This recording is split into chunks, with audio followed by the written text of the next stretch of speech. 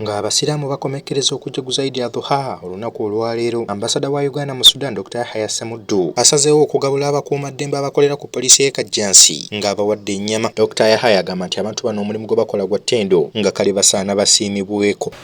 Olwaleero puroguramu eno nga bwe mugiraba tusazeewo okukwasaganya oba okuteekateekayo packages ez'ennyama nga bwe tuli ku Eid al-Adha nga Eid ya kusala, era package eno tusazeewo egende eri baganda baffe aba poliisi, baganda baffe ne bannyinaffe, era obubaka buno bwe mulaba kugenda ku poliisi y'e Kajjansi. Namaze dda okwogera ne mwannyinaze DPC Salama nantegeeza nti alinayo abasirikale abapoliisi abawerera ddala 167, naye njagala okukubiriza abantu bonna okutwaliza awamu nti ku mbeera ng'eno tulina okujjukira baganda baffe abo abakuuma emirembe mu ggwanga, tumanye nti nabo babeera n'obwetaavu. Ono ayogeddeko nti singa abantu tebateekawo oluwonko wakati waabwe, kye kimu ku byongera omukwano n'obutebenkevu mu ggwanga okweyongera.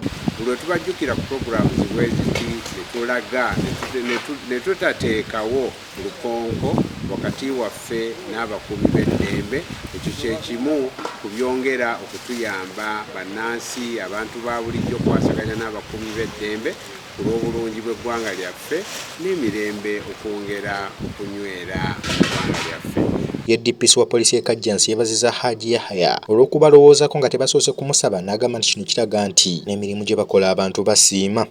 Twala okwebaza ambasada Hajji Ssemuddu okubeera nga atuweereza buno obubaka obwa Eid al-Adha, okubeera nga tujja we celebrate together, era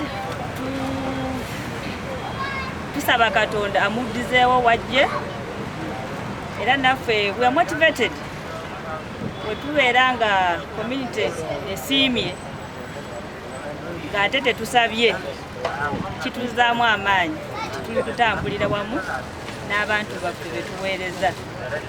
So n'olwekyo abaddizeewo we mujje. Bano bategeeza nti bakwongeramu amaanyi mu kutebenkeza abantu mu divisioni y'e Kajjansi ko n'eggwanga okutwaliza awamu. Era ne ttiimu yange tuli basanyufu, era ne tubasuubiza nti tujja kubeera nga tetuva ku mulamwa, tujja kuba nga tumakinga sure division yaffe eri safe. This is a motivation that inspires people or that motivates people to maintain the morale. Dr. Yahya alina obubaka bw'aweereza eri abantu abavudde ku mikolo gya hijja era n'abayozaayoza. Kale nkubiriza abakomyo nti Allah subhanahu wa ta'ala hijja yammwe agikirize nemwongere okubeera abantu abakulwako ekifaananyi ekirungi ku buntu bulamu, mu kulaga eddiini yammwe nti ddala eddiini mugijjuddemu era muginywereddemu, kyongere n'okusikiriza bamusaayi mutoga nti nange njagala kukola hijja, njagala kuba haaji, mbeerenga oli. Naye singa mubeera nga muvudde mu hijja ate ne mulaga empisa embi mu nneeyisa, kaakati omuntu ajja kubeera mujja kuba nga mulaga ekifaananyi ekibi, nga n'abano bamusaayi muto babeera tebalina kye beegomba kubeera nti nabo bafuuka bahaaji baba batafunye ekintu kimusikiriza. Nicholas Bamwine yabaddeyo ku Delta TV Amasukulumo.